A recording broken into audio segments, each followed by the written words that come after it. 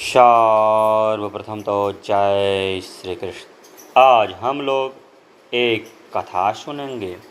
कथा बड़ी ही धार्मिक, मार्मिक तथा आध्यात्मिक है। इस कथा को बड़े ही ध्यान से आप सुनें, क्योंकि किसी भी कथा को ध्यान से सुनने पर ही कथा समझ में आता है तथा कथा का आनंद भी आता है। तो चलिए कथा को सुनते हैं। इसके पहले की कथा को मैंने इसके पहले वाले वीडियो में बता दिया है। आपको सुनना या देखना है तो वहाँ पे जाके देखो, सुन सकते हैं। इसके आगे से मैं बताने जा रहा हूँ। इसके निराकरण का मेरी दृष्टि में एक ही उपाय है। वैसा करने से आपका पुत्र पाप और कलंक से छूटकर प्रतिष्ठा प्राप्त करेगा। वह उपाय यह है कि आपने पांडवों का जो कुछ छीन लिया है वह सब उन्हें लौटा दिया जाए। राजा का यह परम धर्म है कि वह अपने ही हक में संतुष्ट रहे, दूसरे का हक न चाहे। जो उपाय मैंने बतलाया है उससे आपका लांछन छूट जाएगा। भाई भाई में फूट नहीं पड़ेगी और अधर्म भी नहीं होगा।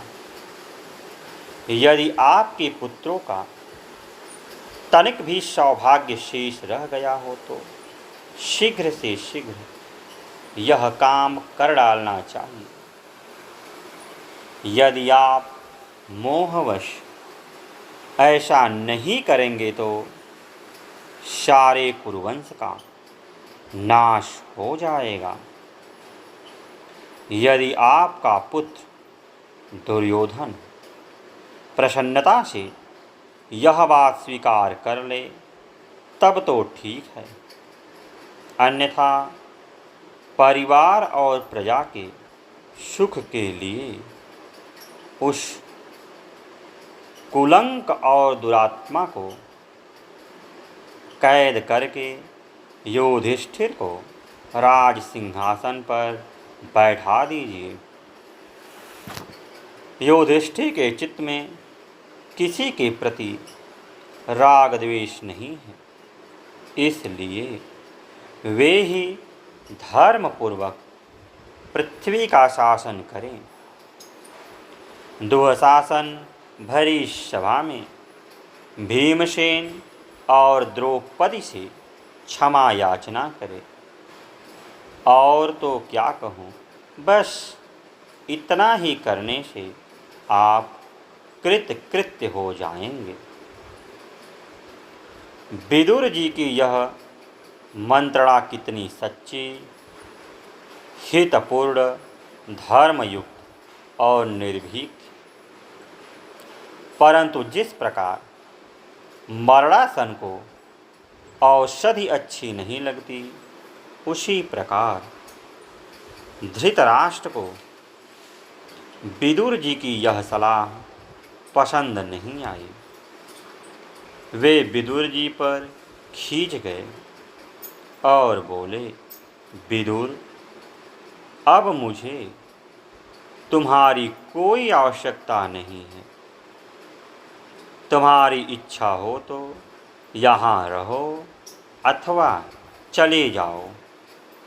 मैं देखता हूँ कि तुम बार बार पांडवों का ही पक्ष लेते हो।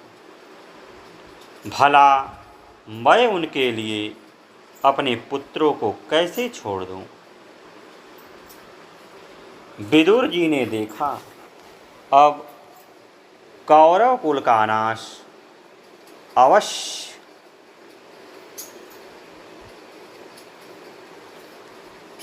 विनाश संभव है, इसलिए वे चुपचाप उठकर वहाँ से चल दिए और तुरंत रथ पर सवार होकर पांडवों के पास काम्यक वन में चले गए। वहाँ पहुँचकर इन्होंने पांडवों को हसितनापुर से चले आने का कारण बतलाया और उन्हें प्रसंगवश बड़े काम की बात कही। इधर अब धृतराष्ट्र को विदुर जी के पास या विदुर के पांडवों के पास चले जाने की बात मालूम हुई तो उन्हें बड़ा पश्चाताप हुआ। उन्होंने सोचा कि विदुर की सहायता और सलाह पाकर तो पांडव और भी बलवान हो जाएंगे। तब तो उन्होंने तुरंत संजय को भेजकर विदुर जी को बुलवा लिया। विदुर जी तो सर्वथा राग द्वेष शून्य थे। उनके मन में धृतराष्ट्र के प्रति तनिक भी रोष नहीं था। बड़े भाई की आज्ञा पाकर जिस प्रकार वे हसितनापुर से चले आए थे उसी प्रकार इस बार लौट जाने की आज्ञा पाकर वे वापस उनके पास चले गए। वहाँ जाकर इन्होंने धृतराष्ट्र से कहा कि मेरे लिए पांडव और आपके पुत्र एक से हैं, फिर भी पांडवों को असहाय देखकर मेरे मन में स्वाभाविक ही उनकी सहायता करने की बात आ जाती है। मेरे चित्त में आपके पुत्रों के प्रति कोई द्वेष भाव नहीं है। बात सचमुच ऐसी ही थी। धृतराष्ट्र ने भी इनसे अपने अनुचित व्यवहार के लिए क्षमा मांगी। विदुर जी पूर्ववत धृतराष्ट्र के पास रहकर उनकी सेवा करने लगे। एक समय धृतराष्ट्र को रात में नींद नहीं आई।